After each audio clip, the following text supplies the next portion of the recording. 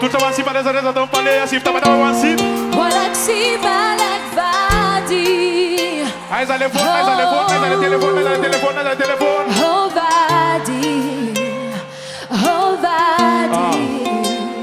Asara tsapana zavatra kozina lazaiko anao androany izy watoko fananiny le nofotsika roe mandrakizay ifankaty androany tanterako na ohatra tindry satria za efa vonona satria za tena ty elako ny sora hoahenako mpi hovaiko ny taloha le hoe maditraditra le te otsyolamboty reny tantara efa vita fandraindray za sary piaro ka za makalaky tiako fantatontotolo mantsy hoe enao nalaiko vady za tsy manakareny enao ataoko sambatra kozy fa tsy laingy amin'ny fotsy miangatra ireo teny malotra osiloko vasy tontoloko pezetrika siloko voninkazo namafy ny komba za vonina ny ady enao nalaiko Sipa.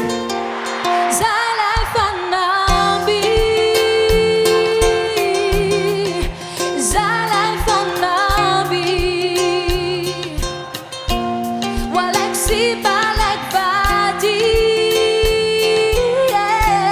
Passate si bien non Vady.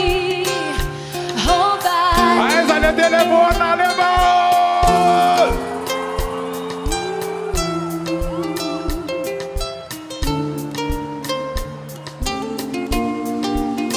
Over!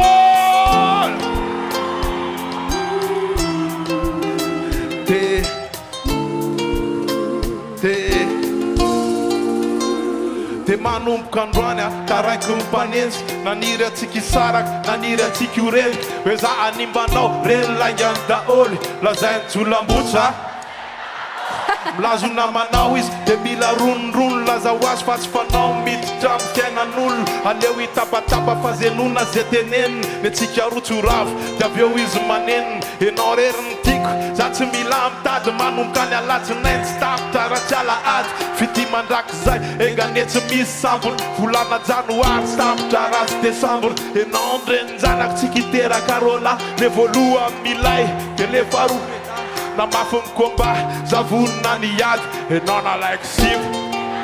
Zalai fanambi, Zalai fanambi. Enao nalaiko Sipa, enao nalaiko Vady. Sipa Alaiko Vady. Passate si bien non Vady. Oh Vady.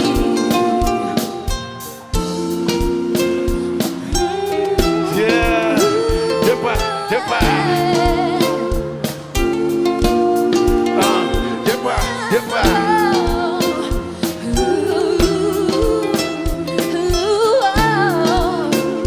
Enao nalaiko Sipa, enao nalaiko Vady.